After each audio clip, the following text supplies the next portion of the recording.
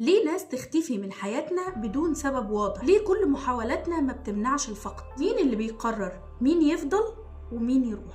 خلي بالك، مش دايما الغلط منك، احيانا ده الدماغ وقلبك بيتنقلوا لمرحلة جديدة وانت حتى مش واخد بالك. الدماغ احيانا بيخلق مسارات عصبية جديدة للتكيف مع الناس والأحداث. لما العلاقة ما تتوافقش مع نمط دماغك الداخلي بيبدأ شعور الانفصال النفسي تدريجيا حتى لو ما قدرتش.